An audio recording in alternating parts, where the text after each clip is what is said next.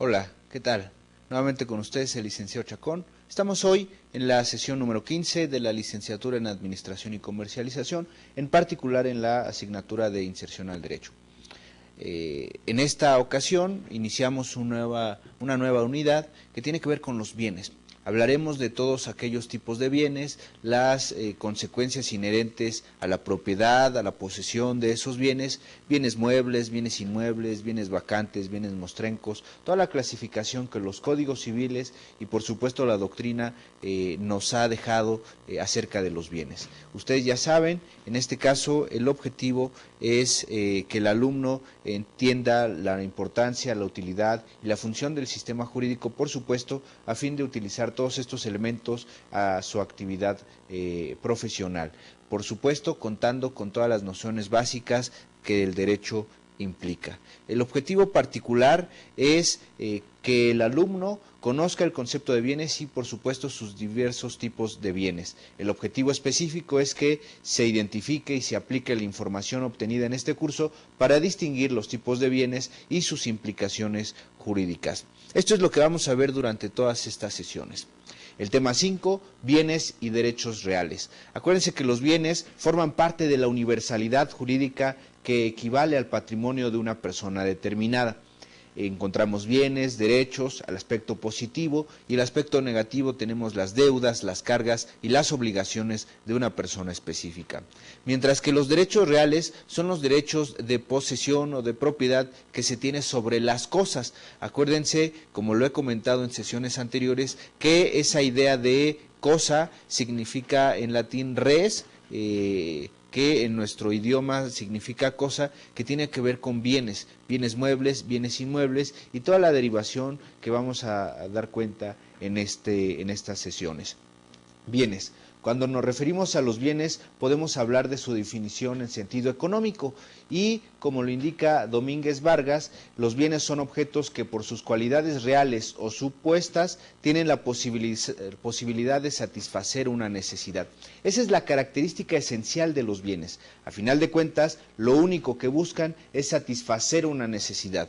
Un automóvil satisface la necesidad de trasladarse. Lo mismo un transporte público, lo mismo un avión, tiene como objetivo subsanar, suplir una necesidad específica. Cuando hablamos de un bien inmueble, también satisface una necesidad específica, que es vivir en algún lugar, tener un techo, tener un lugar donde trabajar, tener un lugar en donde divertirse. Por supuesto que los bienes son satisfactores y que por supuesto nos ayudan a solventar todas las necesidades que tenemos como seres humanos. Los bienes son siempre de carácter material, a diferencia de los derechos, que son cuestiones no tangibles, cuestiones que no se pueden tocar, no se pueden palpar. Los bienes son cosas que aparecen en el mundo real, que son palpables, que son tangibles y que se pueden identificar plenamente. Los bienes tienen, por supuesto, el carácter material. Y bueno, en el ámbito jurídico patrimonial, como bien lo dice su lámina, entendemos por bien todo objeto susceptible de propiedad particular, que quizá esta es la característica más importante de este tipo de concepto, es que es susceptible de apropiarse, es susceptible de ser el titular de ese bien en específico. Es decir, lo que por su naturaleza y por no haber una disposición legal que se oponga en su caso, puede pertenecer a una persona en exclusiva, sea esta de derecho público o sea de derecho privado. El Estado inclusive, es decir, el Estado como persona moral, persona jurídica colectiva, término que utilizamos y que aplicamos y que entendimos la clase anterior. Todas las sesiones anteriores hablamos precisamente de los atributos de la personalidad y hablamos de las personas físicas y de las personas morales. Bueno, tanto las personas físicas como las personas morales son susceptibles de ser titulares de bienes específicos, pueden ser propiedad exclusiva de esa persona. Cuando hablamos de una limitación que puede imponer el mismo Estado o la ley respecto de la propiedad, encontramos varias derivaciones. Una, por ejemplo, es el famoso en nuestro país Palacio de Bellas Artes. Evidentemente es un bien mueble pero que se encuentra fuera del comercio. Es una limitación que impone la ley, ya que si una persona queriendo ser muy viva, muy inteligente, pretendiera vender el Palacio de Bellas Artes, evidentemente es un bien que se encuentra fuera del comercio y en consecuencia no es susceptible de venderse. Por lo tanto, cualquier compraventa que se haga al respecto carecerá de plena validez y por supuesto que será inexistente esa compraventa. Pero la implicación que tiene que un bien se pueda apropiar es la característica más importante de los bienes. A final de cuentas, los bienes son satisfactores de ciertas necesidades que tienen los seres humanos, que tenemos los seres humanos. Las cosas, dice Planiol y Ripert, son bienes en el sentido jurídico, no cuando son útiles al hombre, sino cuando son apropiadas. Pueden ser cosas útiles al hombre como una montaña, como un río, pero no son susceptibles de apropiar. Cuando hablamos de bienes, específicamente para el mundo jurídico, consideramos a aquellos que son útiles, más que útiles al hombre, son más bien susceptibles de ser apropiados por el hombre. El bien jurídico hace referencia, por supuesto, a los bienes, tanto materiales, pero también inmateriales, que son efectivamente ambos protegidos por el derecho. Podemos concluir que en la actividad que tenga referencia con los bienes, hoy en día son aquellos que son susceptibles de reportar un beneficio, sea objeto de apropiación y no esté fuera del comercio, como el Palacio de Bellas Artes, como lo he comentado hace un momento. Es decir, que pueda asignarse un precio específico por él. Una obra de arte podría ser asignado un cierto valor, pero normalmente son bienes invaluables. La Gioconda, que se encuentra en el Museo del Louvre en París, por supuesto que no es susceptible de valorarse económicamente, es un bien que se encuentra fuera del comercio y en consecuencia no puede ser valorada. Quizá para efectos de seguro, bueno, hace necesario una cierta valoración, pero evidentemente como no está en el comercio no puede pagarse un precio por esa obra de arte. Hablamos de los derechos reales y los invito a que veamos su lámina. Dice: podemos definir como el poder jurídico que una persona ejerce en forma directa e inmediata, eso es lo más importante, que puede ejercer, que puede representar, que puede hacer lo que quiera con esa cosa de forma directa y de forma inmediata sobre ese bien específico, que le permite, por supuesto, su aprovechamiento total o parcial y además es oponible a terceros. Y son tres elementos. Permite, el primero, un aprovechamiento total de ese bien. Lo puede regalar, lo puede vender, lo puede prestar, tiene un aprovechamiento total.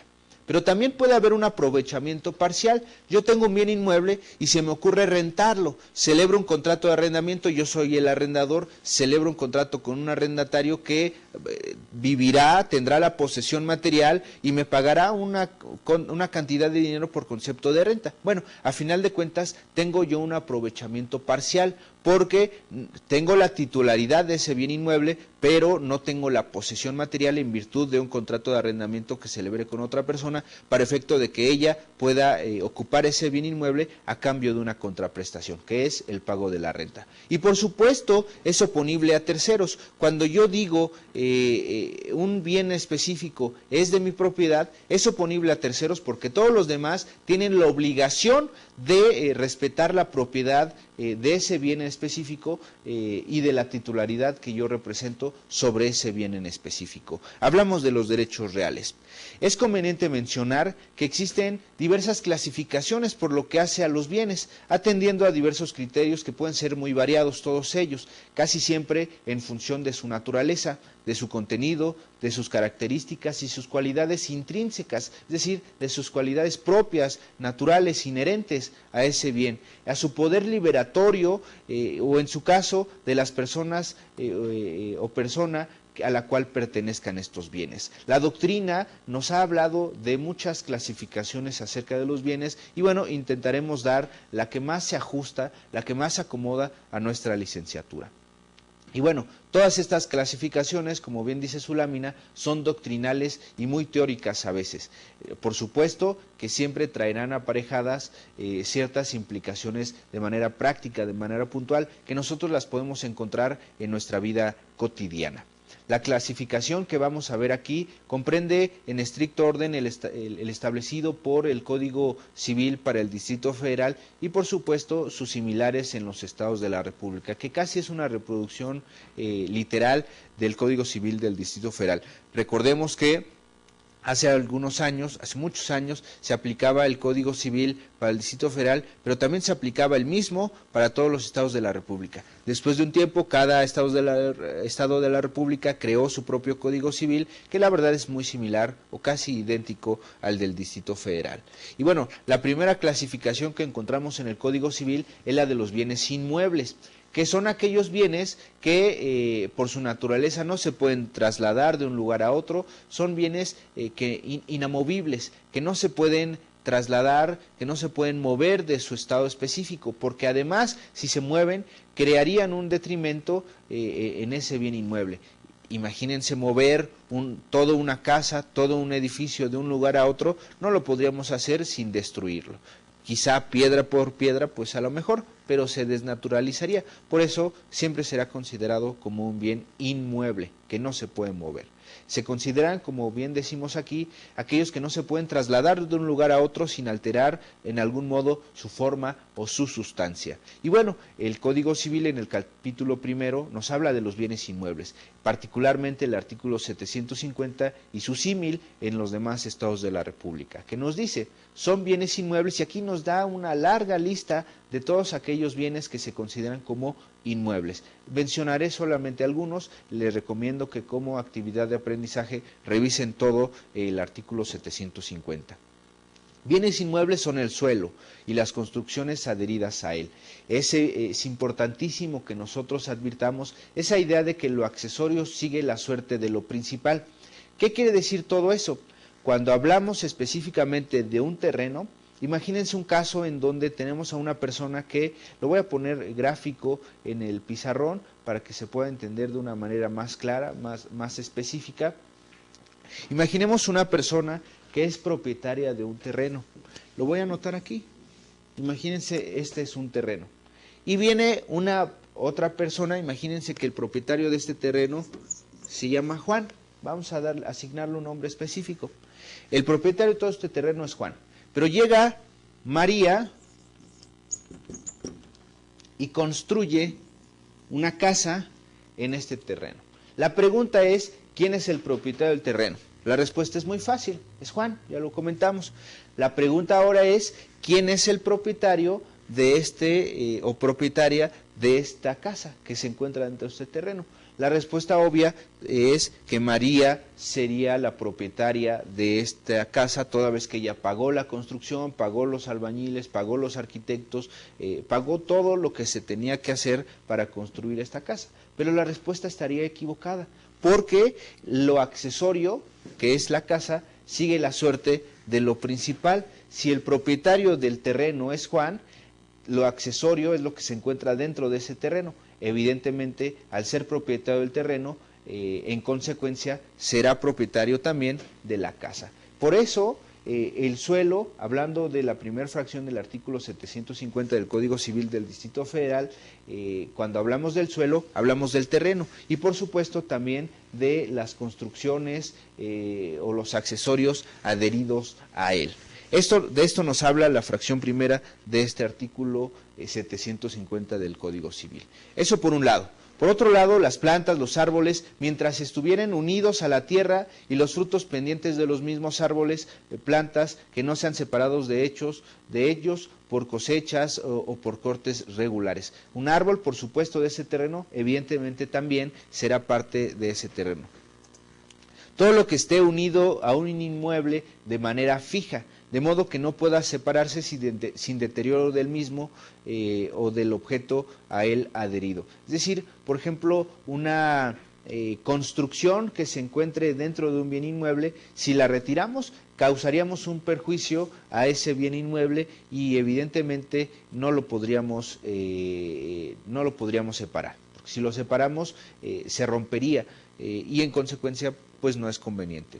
las estatuas, relieves, pinturas u otros objetos de ornamentación colocados en edificios o heredados por un dueño de un inmueble, en forma tal que revele el propósito de unirlos de un modo permanente al fondo. Imagínense un inmueble que tenga un mural. El mural, si lo pudiéramos retirar, evidentemente causaría daños importantes. Por supuesto que la intención del propietario es que ese mural forme parte de la estructura de un edificio determinado. En México tenemos muchos casos de ejemplos que pueden ser muy pertinentes a este respecto. Los palomares, colmenares, estanques de peces o criaderos análogos, cuando el propietario conserve un depósito o tenga la intención de mantenerlos formando parte de manera permanente de un bien inmueble específico, de un terreno específico, también formarán parte de este bien. Las máquinas, vasos, instrumentos y utensilios utilizados para la industria o explotación de la misma, los abonos destinados al cultivo, los aparatos eléctricos y accesorios adheridos al suelo, o los edificios que por el dueño de estos que se pudieran encontrar, salvo algún pacto en contrario, también podrán ser parte de bienes inmuebles. Los manantiales, estanques, corrientes de agua, etcétera, todo que pase por un terreno específico, siempre y cuando no sea propiedad federal, podrá ser considerado también como bien inmueble. Los animales que formen pie de cría, de predios rústicos que se dediquen a comercializar esos animales o que utilicen los productos derivados de estos animales, también si se encuentran sujetos a ese bien inmueble, a ese terreno, también formarán parte. Los derechos reales sobre los inmuebles, las líneas telefónicas y telegráficas y las estaciones radiotelegráficas fijas también serán considerados como bienes inmuebles. Del texto del artículo transcrito hace un momento que hemos comentado, encontramos varios factores considerados por la ley para atribuir el carácter de inmueble. A pesar de que pudiéramos trasladarlo sin ningún problema, se les da la característica de bienes inmuebles a esos bienes determinados. Y son dos elementos. El primero es que encontramos aquellos bienes cuya composición y estructura mismas no admiten ser trasladadas de un lugar a otro. Evidentemente, si las trasladamos, causamos un deterioro grave en el bien y en consecuencia no es conveniente. 2. Se trata de los inmuebles invariablemente considerados por la naturaleza propia y que son el suelo y las construcciones adheridas a él. Por supuesto, también se considerarán como bienes inmuebles. Y otro caso es la incorporación de un bien mueble a un bien inmueble y que su adhesión a ese inmueble, por su naturaleza, se implicaría una permanencia. Y su separación, por supuesto, implicaría una destrucción o deterioro de los inmuebles al cual están sido incorporados. Otra es una cuarta especie que nos habla de los derechos reales cuyo objeto es un inmueble. En este orden de ideas podemos mencionar que tenemos 4 especies de bienes inmuebles, a saber, 1. Los que tienen ese carácter por su naturaleza. 2. Los inmuebles por incorporación. 3. Los que son inmuebles por su destino. 4. Los inmuebles por el objeto del inmueble al cual se van a aplicar. Cuando hablamos de inmuebles por su naturaleza, nos referimos por supuesto al suelo, que es el único bien inmueble que tiene la característica de serlo por su propia naturaleza, debido a que el suelo no lo podemos mover, podemos sacar un poco de tierra, pero en realidad el espacio geográfico que ocupa ese suelo no lo podemos trasladar. Ni siquiera escarbando profundamente podríamos hacerlo, por lo cual es por su naturaleza evidentemente un bien inmueble. También, por supuesto, se considera tales las mencionadas en diversos artículos del Código Civil. 2. Inmuebles por su incorporación. ¿Qué quiere decir todo esto? Existen bienes, tal es el caso de los balcones, ventanas, estatuas, cancelería, etcétera, que si bien su naturaleza es ser un bien mueble, cuando son utilizados en la construcción u ornamiento de bienes inmuebles, por su naturaleza, quedan incorporados a él. Se trata de inmuebles por incorporación y los encontramos establecidos en el artículo 750 del Código Civil del Distrito Federal y su símil en todos los demás estados de la República. En consecuencia, tenemos al número 3, a la clasificación número 3, que son inmuebles por su destino. Son bienes muebles por naturaleza, en consideración a que el propietario de una finca, fíjense qué interesante es esto, el propietario de una finca ha dado un destino, ha otorgado un objetivo a esos bienes, tendiente a la explotación agrícola o industrial del predio normalmente, lo que hace o que los hace quedar incluidos jurídicamente en la composición de ese bien inmueble. Lo encontramos citados en las fracciones quinta, sexta, séptima, octava, novena, décima y hasta la 13ª del artículo 750 del Código Civil vigente. La número 4. Los inmuebles por el objeto del inmueble al cual se aplican. En este caso hablamos de los derechos reales cuyo objeto es un inmueble, un mueble que son considerados como inmueble en atención a diversas características. La propiedad, el usufructo, la hipoteca, el uso participan siempre y cuando recaigan sobre un bien inmueble. Son aquellos muebles que en virtud de esa situación se convierten en un bien inmueble. Se puede decir también la servidumbre y la habitación. ¿Qué es eso de la servidumbre? Hay un ejemplo clásico que es la servidumbre legal de paso. Es un bien específico que, por ejemplo, lo voy a hacer gráfico en el pizarrón para que quede un poco más claro. Imagínense que se encuentren dos predios juntos y uno más acá. La calle o el acceso se encuentra aquí. Evidentemente, ¿cómo le hace el propietario de este bien para tener acceso a la calle? Evidentemente no lo puede hacer porque si no tiene el permiso del propietario de este terreno y no tiene el permiso del propietario de este otro terreno, pues ¿cómo le va a hacer para cruzar si no tiene la autorización? Si lo hace, estaría incurriendo en una falta, un delito de allanamiento o algún similar. Evidentemente tendrá que tramitar un procedimiento judicial para que se le otorgue una servidumbre legal de paso. ¿Qué es eso? Que se le dé un camino, se le dé un espacio específico, sea normalmente en estos casos es la mitad de aquí, la mitad de acá, para que pueda tener acceso a la salida o se pueda establecer una entrada para su terreno. De eso nos habla estas fracciones del artículo 750 del Código Civil para el Distrito Federal y, como les digo, su símil en otros estados de la República. Luego, los bienes muebles. Esta clasificación es interesante porque son la mayor parte de los bienes que nosotros tenemos. Es más, en nuestras pertenencias, tal y como estamos, ustedes sentados, parados, yo aquí, tenemos bienes muebles que los tenemos aquí. Este plumón, por ejemplo, forma parte del patrimonio y es un bien específico, propiedad del Colegio de Empresarios. Pero de la misma forma, todos y cada uno de nosotros tenemos bienes muebles.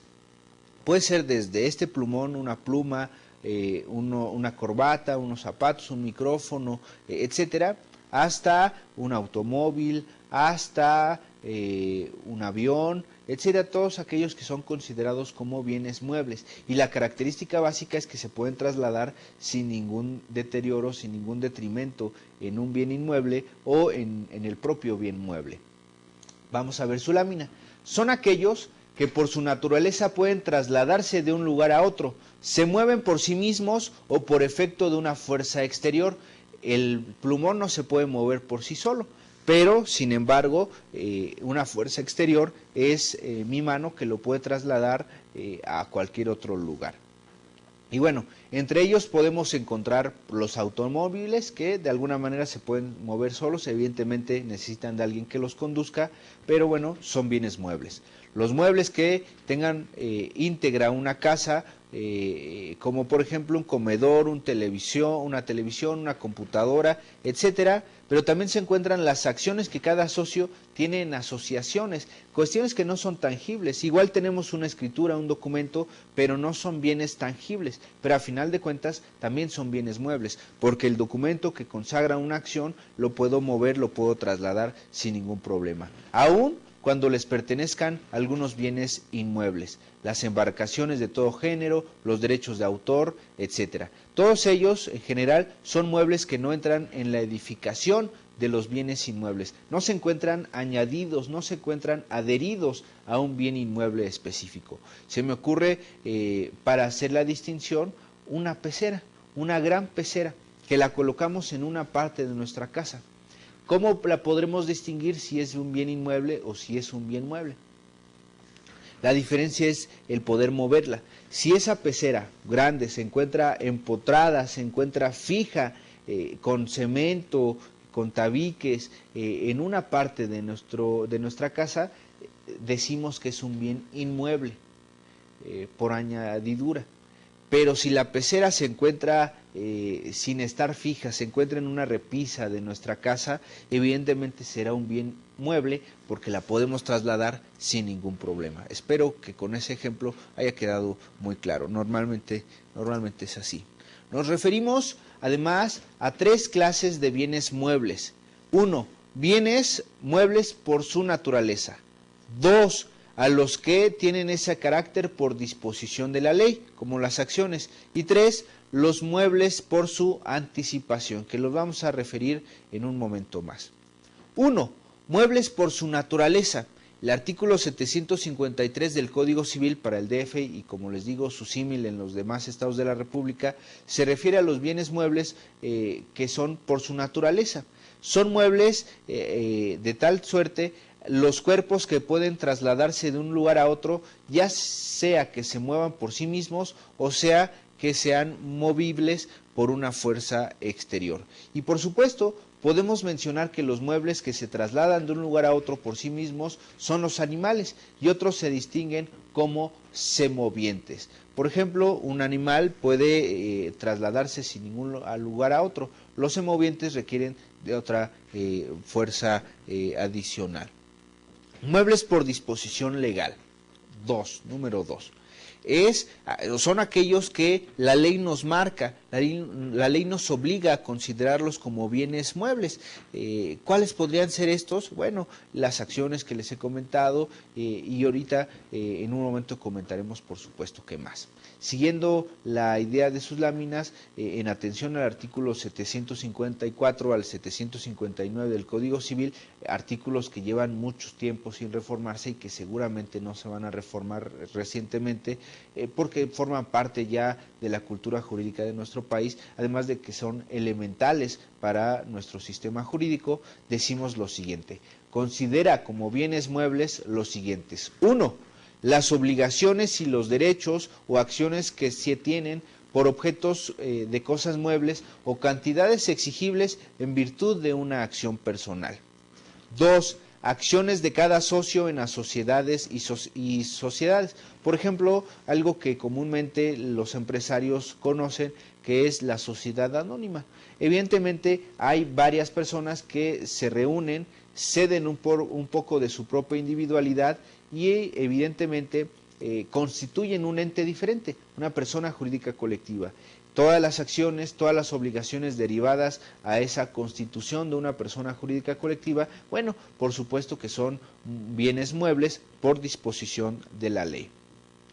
Y 3, las embarcaciones de todo género. Bueno, un yate, un barco, por supuesto que son bienes muebles por disposición legal.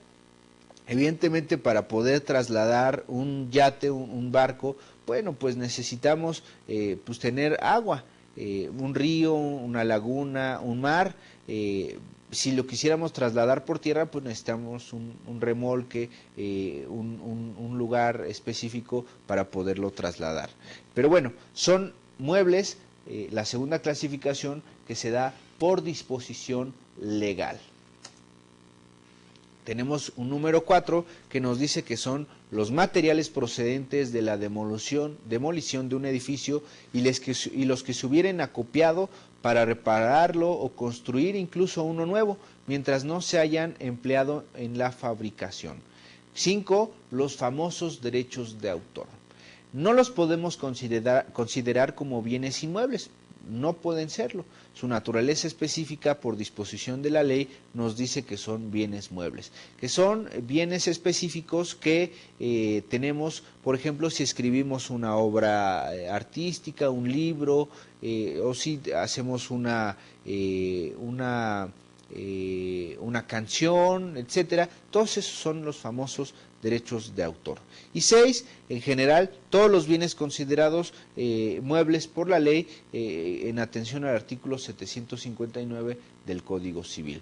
Tenemos además los muebles por anticipación, que son los que en el presente tienen el carácter de inmuebles, pero están llamados a ser muebles. Desde incluso antes están considerados como tales para efectos de una garantía específica. Por ejemplo, una prenda. Por ejemplo, hablamos de los frutos pendientes para separarse de un árbol que los produce, que el árbol, imaginemos un árbol de, ¿qué les gusta? De limones. Bueno, evidentemente se encuentran añadidos a un bien inmueble, que es un árbol, pero que por supuesto en el futuro son susceptibles de separarse. Al final de cuentas vamos a poder cortar el limón y ese limón será un bien mueble. Al momento de separarse del árbol, evidentemente se es considerado como un bien mueble. Una clasificación más que nos brinda el Código Civil para el Distrito Federal es que dentro de los bienes muebles encontramos los bienes fungibles y los no fungibles. Clasificación además interesantísima y de bastante aplicación en nuestra práctica profesional. Hablamos primero de los bienes fungibles. ¿Qué son aquellos bienes fungibles? Son aquellos que pueden ser sustituidos por otros de la misma calidad y cantidad. Por ejemplo, el dinero. Un billete de 500 pesos lo podemos sustituir por otro billete de 500 pesos o por billetes de 200 pesos, dos de 200, uno de 100 o de 50 o de 20 pesos, incluso hasta por monedas. Son bienes fungibles, es un bien en específico, pero es susceptible de ser sustituido por otro. Es un bien que no presenta mayor complicación, es aquel llamado como un bien fungible. Lo interesante radica en los bienes no fungibles, aquellos bienes específicos que no pueden ser sustituidos por otros, como lo sería una obra de arte. La que yo les decía, la Victoria de Samotracia o la Gioconda, por supuesto que son obras de arte y que por su naturaleza no pueden ser sustituidos. Una réplica no sería lo mismo, necesitamos el original, por lo tanto es un bien no fungible. Esta clasificación de bienes fungibles y no fungibles la encontramos por supuesto en el artículo 763 del Código Civil, el cual les recomiendo que lo revisemos porque además todo ese capítulo es bastante interesante. Dentro de esta clasificación es conveniente mencionar que en la doctrina no se hace distinción entre bienes consumibles y no consumibles, es decir, qué es un bien consumible y qué es un bien no consumible. Lo podemos nosotros más o menos observar en nuestra computadora, en nuestra impresora, en nuestra copiadora. Cuando nosotros utilizamos consumibles, llamamos a los cartuchos que tienen un uso, tienen una vida y que después ya no se consumen, como la comida, por ejemplo, etcétera. Pero hay bienes que no son consumibles y que pues, se pueden seguir utilizando sin ningún problema. Los bienes consumibles, los invito a que veamos nuestra lámina.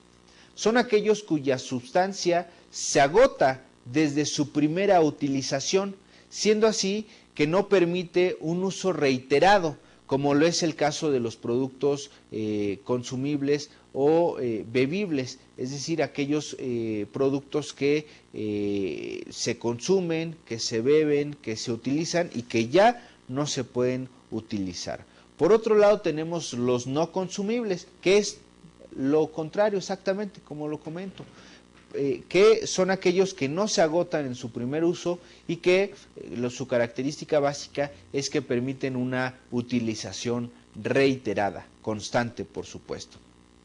Otra clasificación que nos da el Código Civil es la de los artículos 73, 764 al 773, que es una clasificación que depende o que se da en consideración a las personas a quienes pertenecen. Y tenemos dos tipos, las del dominio del poder público y las del dominio de los particulares. Bienes del dominio público, por ejemplo, el ejemplo que di hace un momento del Palacio de Bellas Artes, es un bien que forma parte de la nación, que son bienes del poder público, que además en consecuencia no se pueden vender, traspasar, ceder, etcétera.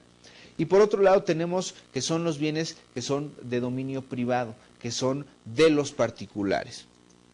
El artículo 765 del Código Civil nos dice que los bienes del derecho público son A, la Federación, el Distrito Federal, C, los estados y los municipios. Todos aquellos bienes, las patrullas, los edificios, las oficinas, los escritorios, todos son aquellos bienes, sean muebles o sean inmuebles, que forman parte del poder público, que son propiedad de la nación. Evidentemente no son propiedad de los gobernantes en turno, son propiedades de todo el pueblo mexicano.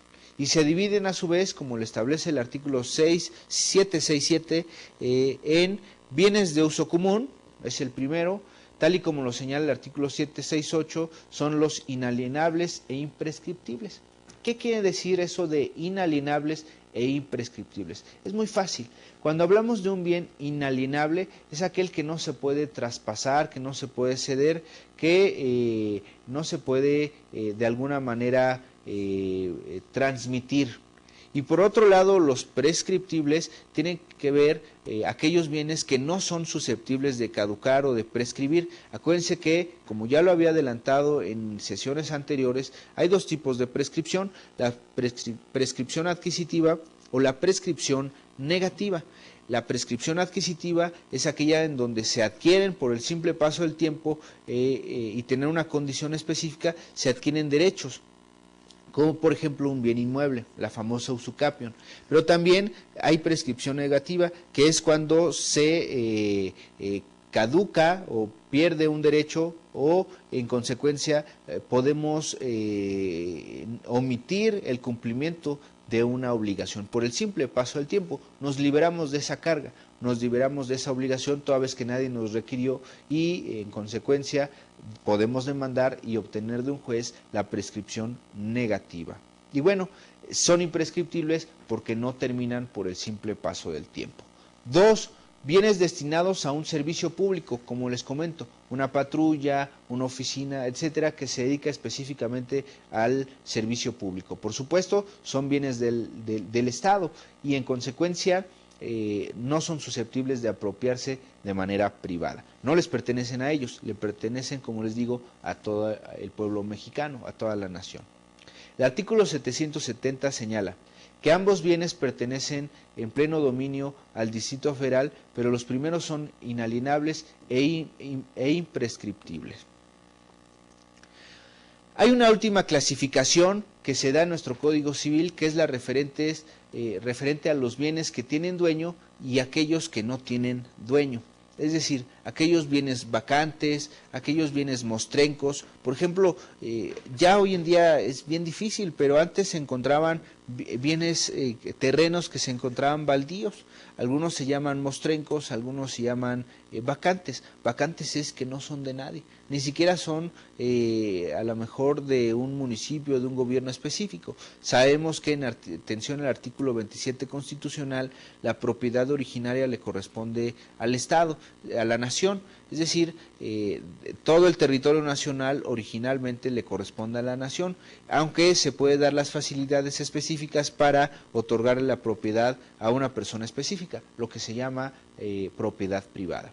Pero bueno, aquellos bienes que se encuentran vacantes, aquellos bienes que se encuentran con dueño, pero sobre todo los que se encuentran sin dueño, son los que veremos a continuación. Tenemos primero los bienes mostrencos. ¿Y qué es ese tipo de bienes que además tienen un nombre curioso, una denominación bastante sui generis, por así decirlo? ¿Qué son los bienes mostrencos? son los muebles abandonados y los perdidos cuyo dueño se desconoce. Así se encuentra establecido en el artículo 774 del Código Civil. Dentro de esos artículos, del 775 al 783, para el Distrito Federal, regulan el procedimiento a seguirse en el caso de que se encuentre un bien mostrenco. Acuérdense, todos bienes muebles que han sido abandonados, pero son muebles, acuérdense, son mostrencos. No hablamos de bienes inmuebles ahorita, como un terreno, como un lote baldío. Hablamos de bienes mostrencos, como por ejemplo un perrito de la calle. Alguien se le salió, se le fue, lo perdió o simplemente voluntariamente lo dejó ahí.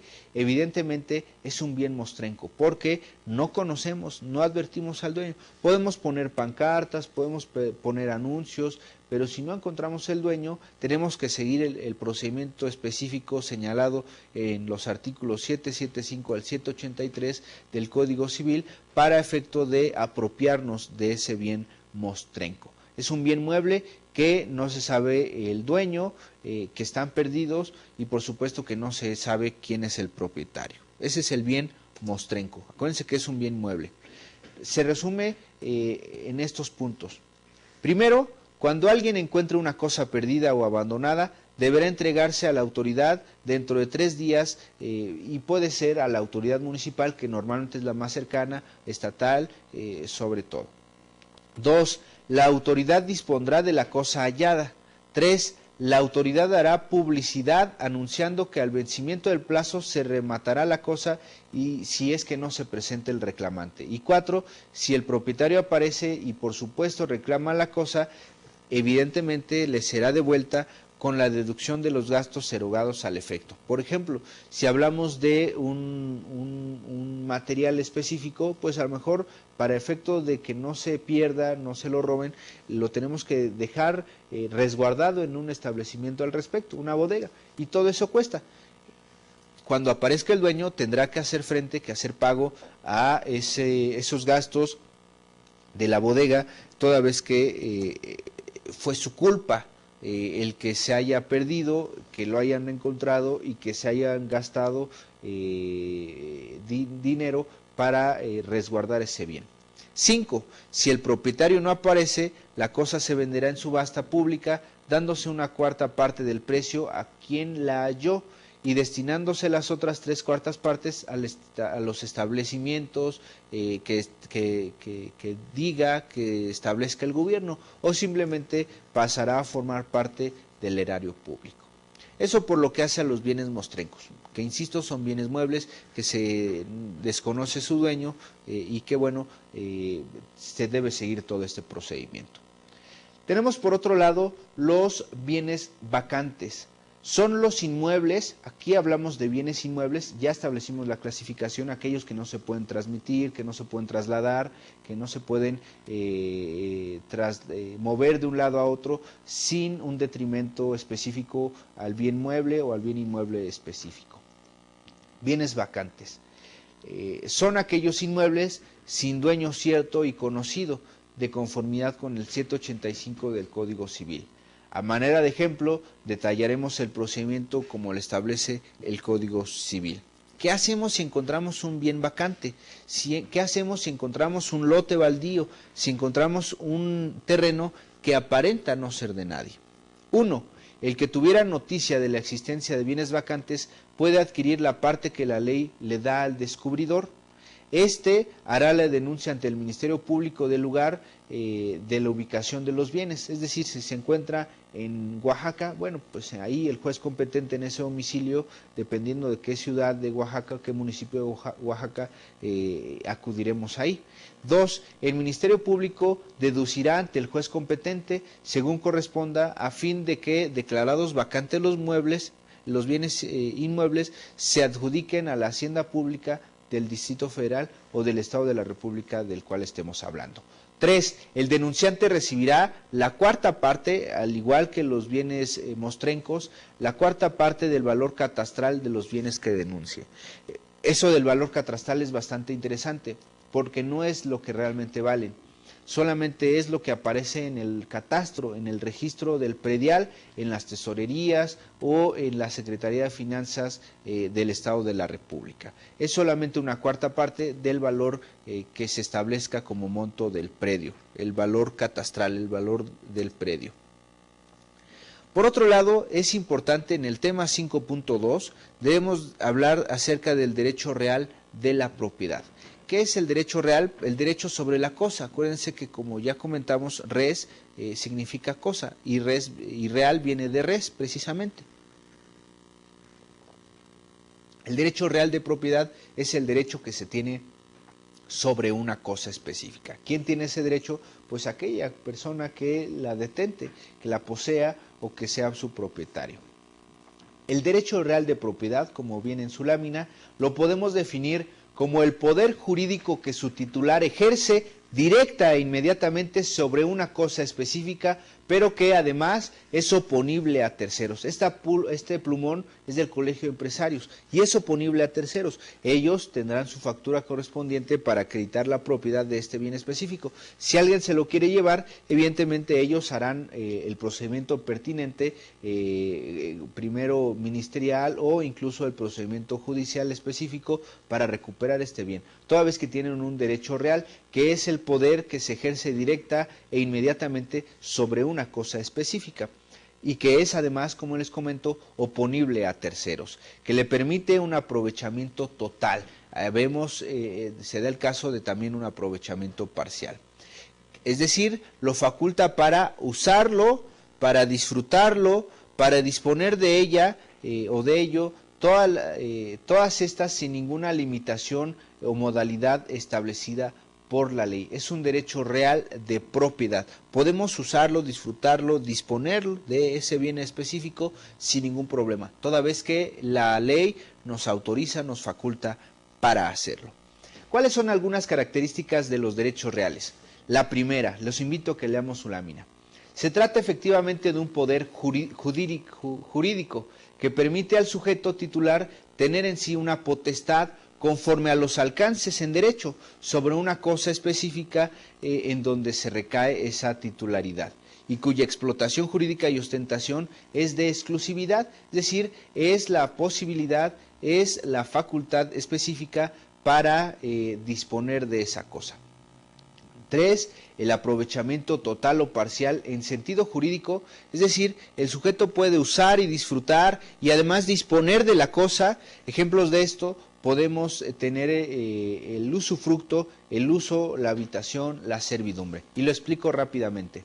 1. El usufructo. Tiene el derecho al uso y al disfrute de una cosa específica. El uso solamente es la posibilidad de usar, pero no de disfrutar. Hay un terreno, se puede vivir en él, pero los frutos que genere ese terreno, a lo mejor una accesoria, un local específico, se arrienda, se cobra rentas, bueno, esas rentas son frutos, se puede tener el uso, pero no el disfrute de ese inmueble. Es decir, un arrendatario puede tener el uso, vive en ese espacio específico, pero si se cobra renta en una accesoria que tenga ese mismo inmueble, la renta no van a ser para el arrendatario, la renta será para el arrendador. La habitación, bueno, como el contrato de arrendamiento, y la servidumbre, como el caso específico que les di, la servidumbre legal de paso, que también es un derecho real de propiedad reconocido judicialmente, es decir, autorizado, señalado por un juez específico. El tema 5.3. Hablamos de la copropiedad y la propiedad en condominio. Cuando hablamos de una copropiedad, hablamos de que dos o más personas son copropietarios, es decir, son cotitulares de un bien en específico. La propiedad es de todos en su parte alícuota o en su parte proporcional. Lo voy a poner gráfico en el pizarrón para que sea un poco más fácil entenderse. Un inmueble, imagínense que esta es una casa, pero esa casa es propiedad de varias personas. Bueno, como no podemos dividirla, como no podemos partirla en todas estas partes, en todos estos elementos, evidentemente cada uno de los propietarios les corresponde una parte proporcional y no podemos poner una línea divisoria, pintar una línea diciendo de aquí para acá, de la cocina para la sala es de tal persona, de tal para el baño es de tal otra persona. Evidentemente eso no lo podemos hacer. Por lo tanto, cada uno de los propietarios tiene una parte alícuota, tiene una parte proporcional. Eso es la copropiedad, que adelantaremos en un momento. Y bueno, la propiedad en condominio es cuando esta casa se encuentra en un edificio en donde hay otros condóminos. Normalmente se trata en atención a la ley de condominio, ley de propiedad en condominio que se da en cada uno de los estados de la República. Evidentemente, esa idea de condominio es cuando hay varias personas que tienen áreas privativas, su propio departamento, su propia casa, condominio horizontal, pero también hay áreas comunes, los pasillos, la alberca, las canchas deportivas, el roof garden, etcétera, son cosas comunes para todos. Todo esto tiene implicaciones en esta ley de propiedad en condominio y por supuesto tendrá sus implicaciones específicas que vamos a ver más adelante. ¿Qué diremos acerca de esto? De una manera breve, podemos señalar como primer punto que la copropiedad es una modalidad del derecho de propiedad, ya que hablamos de participación de dos o más personas en el derecho de propiedad ejercido sobre un mismo objeto. Ya les puse el ejemplo, una casa que tienen varias personas al mismo tiempo, al mismo nivel, un derecho de propiedad, de titularidad respecto de ese bien. Puede no ser al mismo tiempo, puede ser que una persona tenga el 60%, otra persona el 40% y así. O varias personas que tengan 10, otra el 5, otra el 20, otra el 50, etcétera, 50%. El concepto legal se encuentra establecido en el 938 del Código Civil, que dice, hay copropiedad cuando una cosa o un derecho pertenecen pro indiviso a varias personas, es decir, les corresponden en su parte específica, parte alícuota, parte proporcional, les pertenecen a varias personas. Se habla de una parte alícuota, aquellas que se encuentra representada por la mitad o por una parte de la cosa dividida.